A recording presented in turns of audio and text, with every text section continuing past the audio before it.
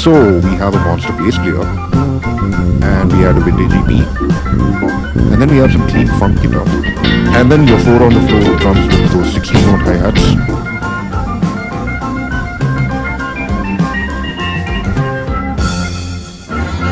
And top it all off with an enthusiastic singer with a really good high range. It's not a definitive list, but it sure gets us to that territory.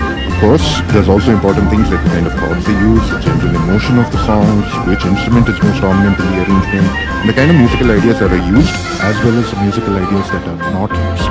For example, modern funk seems to have way tighter and shorter arrangements than the funk jams of older bands and artists. Okay, I'm not gonna lie, this is a very college band idea in my opinion. And if anyone from a college band is listening, this is actually an easy way to impress the crowd and maybe even the judges. I don't always go 100% for it, but it does seem to catch and excite the listener, and that's something you definitely would want to do in a 1-minute arrangement for the gram. But then again, there has to be a logic to how you compose and execute one. And the logic I personally use is chord tones. To those of you who know me personally, you might know that I really love chords. And I really love chords that flow naturally into each other. So, why does this unison line work? Well, the notes of the unison line imply chords that flow naturally into the starting chord of the song.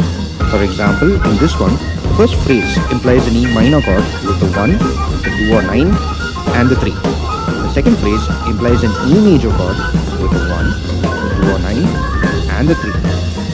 And an E minor or a 2 chord flows naturally into an E major or a 5 chord, which also flows naturally into an E major or a chord. And this major 2 5 1 chord.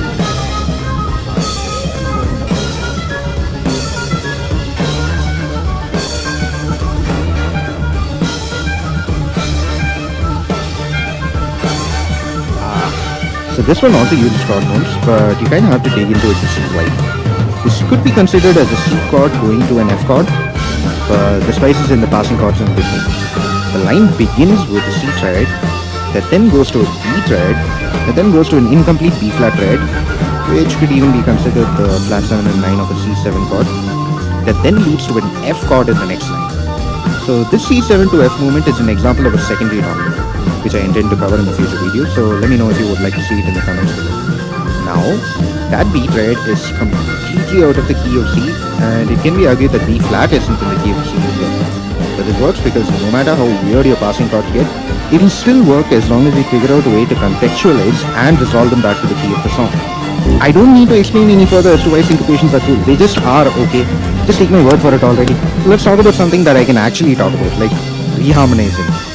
So here's a small example I'd like to show you. You will get a sentimental feeling when you hear voices singing, "Let me, darling, deck the heart with boughs of folly." Now to many of you, these chords will sound perfectly fine, and you're not wrong. These are what you'd expect the chords of this particular section to be, and they complement Christopher Stanley's singing adequately. But now,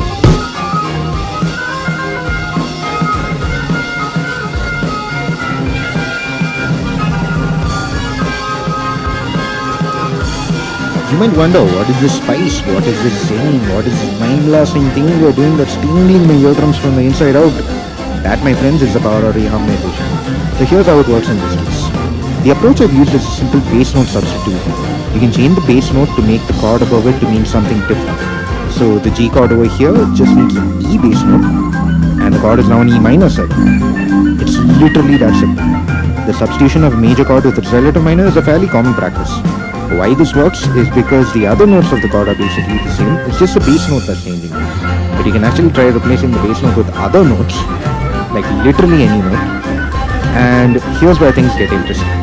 You can actually replace the bass note of a minor chord with its 6th, and you will get a minor 7 flat 5 chord. I know, it's crazy. And combine this with some cool syncopation, we get